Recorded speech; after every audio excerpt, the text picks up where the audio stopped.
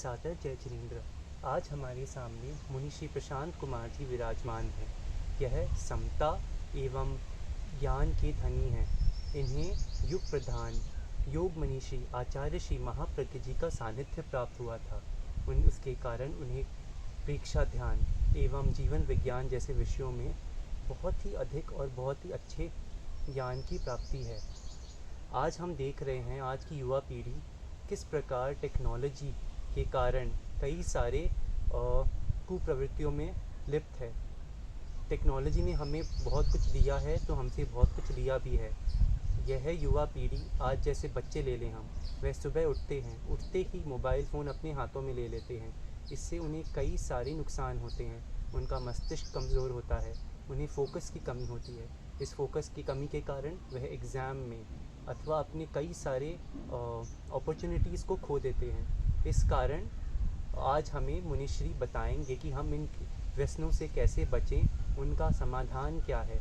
मुनिश्री। ओम अरहम। आज हम देख रहे हैं कि वर्तमान में जो युवा पीढ़ी है वह नेगेटिव प्रवृत्तियों में, अशुभ प्रवृत्तियों में बहुत उलझी हुई है और उसे सही दिशा दर्शन जीवन का जो मिलना चाहिए वो नहीं मिल पा रहा है और इस कारण से जीवन में भटकाव बढ़ रहा है। तो मैं चाहता हूँ कि हमारे जो नव युवक हैं वे अपने जीवन को सही दिशा प्रदान करें, उनको जीवन की एक सही दिशा मिले। और सबसे पहले ज़रूरी है कि दिमाग में हमेशा अच्छे पॉजिटिव विचार रहे। जितने पॉजिटिव विचार रहेंगे तो हमारी लाइफ में भी पॉजिटिविटी बढ़ेगी और हमारा जीवन है वो एक सही दिशा में आगे बढ़ सकेगा। तो मैं आप सभी को ये कहना चाहूँगा कि जो ये हमारा युवक प्रश्न पूछ रहा है और इसके माध्यम से मैं आप सभी को ये बताना चाहता हूँ कि अध्यात्म योगी आचार्य श्री महाप्रज्ञ जी, जिन्होंने अध्यात्म के और योग साधना के अनेक गहन प्रयोग किए थे और उनके जीवन के बहुत दीर्घ अनुभव मैंने भी उनसे प्राप्त किए हैं। तो उनके जीवन के जो अनुभव हैं और उन्होंने जो प्रयोग हम लोगों को बताए, तो मैं कुछ प्रयोग आप लोगों को बताना चाहता हूं कि सुबह उठते ही आदमी को कम से कम आंख बंद करके हमेशा पॉजिटिव विचार को अपने दिमाग में लेना चाहिए। सुबह उठते ही दिमाग में नेगेटिव विचार नहीं आए। अगर आप हाथ में मोबाइल लेकर के बैठेंगे तो सहज स्वाभाविक है कि अनेक तरह के नेगेटिव विचार आ सकते हैं। तो अपेक्षा यह है कि हमारी जो सुबह है वह सुबह कैसे अच्छे ढंग से बीते, क्योंकि जैसे ही हमारी आँख खुलती है, आँख खुलते ही हमारा दिन प्रारंभ हो जाता है, हमारी दिनचर्या उसी समय से प्रारंभ हो जाती है। तो सुबह उठते ही, आँख खुलते ही आपके दिमाग में हमेशा अच्छे पॉजिटिव विचार रह सकें और आप पॉजिटिविटी को सुबह सुबह ही ग्रहण कर सकें। तो इसके लिए एक छोटा सा प्रयोग मैं आपको सभी को बताना चाहता हूं। अगर आप यह प्रयोग करेंगे तो निश्चित ही आपके जीवन में पॉजिटिविटी बढ़ेगी और आपके दिमाग में भी हमेशा पॉजिटिव विचार रहेंगे और आप सफलता के क्षेत्र में आगे बढ़ सकेंगे। हर क्षेत्र में, हर कार्य में सफलता प्राप्त हो सकेगी। तो उसके लिए ये प्रयोग आप सभी को करना चाहिए कि जैसे ही सुबह उठते हैं, उठते ही सबसे पहले अपना स्वर देख लेना चाहिए कि मेरा कौन सा स्वर चल रहा है। लेफ्ट है वह हमारा चंद्र स्वर होता है, राइट स्वर है इसको सूर्य स्वर कहते हैं। तो हमें पहले उठते ही चेक कर लेना चाहिए कि भाई कौन सा स्वर चल रहा है। तो जो स्वर आपका चल रहा है, मान लो आपका राइट स्वर चल रहा है, तो आप अपने राइट हैंड को ऊपर रखेंगे, लेफ्ट को नीचे रखेंगे और अपने हाथों को राइट साइड में यहाँ पर रखेंगे और यहाँ रख करके और आप यहाँ पर अपना कोई भी अपना इष्ट मंत्र है उस मंत्र का उच्चारण करेंगे।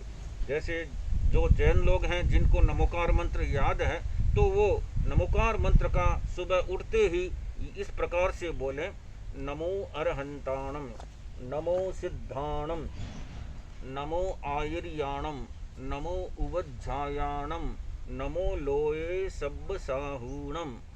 वापिस यहाँ से शुरू करेंगे, नमो अरहंताणम, नमो सिद्धाणम, नमो आयर्याणम, नमो उवज्झायाणम, नमो लोये सब्ब साहूणम। इस प्रकार 3 राउंड 5 राउंड अगर आप कर लेते हैं तो बहुत अच्छा रहता है। और अगर आपका लेफ्ट स्वर चालू है तो लेफ्ट हाथ को ऊपर रखिए और लेफ्ट साइड में हाथ रख करके यहाँ से शुरू करेंगे, नमो अरहंताणम, नमो सिद्धाणम, नमो आयर्याणम, नमो उवज्झायाणम, नमो लोये सव्व साहूणम। तो इस तरह से आप 5 राउंड नमोकार मंत्र के कर लें। तो आप चाहे लेफ्ट से शुरू करें चाहे राइट से शुरू करें, नमो सिद्धाणम यहाँ ऊपर आना चाहिए। तो इस तरह से 5 राउंड नमोकार मंत्र का करने के बाद में आप अपने हाथों को अपने सामने रखें, अपनी हथेलियों को देखें, ऊपर से नीचे 3 बार अपनी हथेली का दर्शन करें। और ये देखने के बाद में आप ये देखें कि हमारी अंगुलियों में ये जो पोरवे हैं 12 पोरवे हैं, 4 अंगुलियों में 12 पोरवे, 1 2 3 इस तरह से 12, दूसरी अंगुलियों में भी 12, दोनों हाथों की अंगुलियों में दोनों मिला करके 24 ये पोरवे हैं। तो इनको देखते हुए हम मन में यह भावना करें कि मैं 24 तीर्थंकर भगवान को वंदन कर रहा हूँ, मैं 24 तीर्थंकर भगवान को वंदन कर रहा हूँ। और फिर एक लाइन और बोलेंगे, 24 जिनवर मुझ करो कल्याण, 24 जिनवर मुझ करो कल्याण। इस लाइन को आप 3 बार बोलें और उसके बाद में फिर अपना हाथों को थोड़ा सा मसल करके अपनी आँखों पर, चेहरे पर, अपने पूरे शरीर पर अपने हाथों को स्पर्श करें। इससे क्या होता है कि ये सुबह उठते ही आपने नमोकार मंत्र की एनर्जी ग्रहण कर ली। तो नमोकार मंत्र है वो अपने आप में बहुत ही सबसे अधिक एक पावरफुल मंत्र है, बहुत शक्तिशाली मंत्र है। तो इस मंत्र की आप एनर्जी ले लेते हैं और अपने इस तरह से हाथ घुमाने से आपका जो आभा मंडल है, आपका ओरा है, वो एकदम पॉजिटिव बन जाता है। और अगर आपका ओरा पॉजिटिव बन गया तो वो ओरा और भी पॉजिटिविटी को खींच करके आपके जीवन में लाएगा। तो आपके जीवन में पॉजिटिविटी और ज़्यादा बढ़ेगी और आपके दिमाग में अच्छे विचार रहेंगे। और इसके बाद में अगर आपको समय हो वहाँ पर उसी समय बैठ करके कुछ करने का, तो मैं चाहता हूँ कि आप 4 संकल्प वो अवश्य करें। आप नोट भी कर सकते हैं। सबसे पहला संकल्प है, मैं परम विशुद्ध आत्मा हूँ, मैं परम विशुद्ध आत्मा हूँ। इस सेंटेंस को आप 7 बार बोलें। दूसरा सेंटेंस है, मैं अरिहंत सिद्ध स्वरूप हूँ, मैं अरिहंत सिद्ध स्वरूप हूँ। तीसरा वाक्य है, मैं असीम शक्तियों का भंडार हूँ, मैं असीम शक्तियों का भंडार हूँ। चौथा वाक्य है, सफलता पर मेरा पूर्ण अधिकार है, सफलता पर मेरा पूर्ण अधिकार है। इन चारों वाक्यों को आप 7-7 बार बोलें। और उसके बाद में अगर आपको उठना है तो जो स्वर आपका चल रहा है वही पैर जमीन पर पहले नीचे रखें। बिस्तर से जब नीचे उठें तो पहले वही पैर रखें जो स्वर आपका चल रहा है।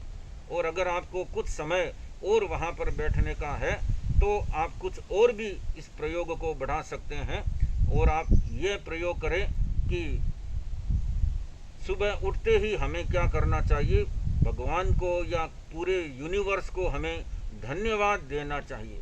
हमें कभी भी भगवान से मांगना नहीं चाहिए, डिमांड नहीं करनी चाहिए। और सुबह उठते ही तो हमें कोई डिमांड, कोई कंप्लेन करना भी नहीं चाहिए। तो सुबह उठते ही आप भगवान को धन्यवाद देवें।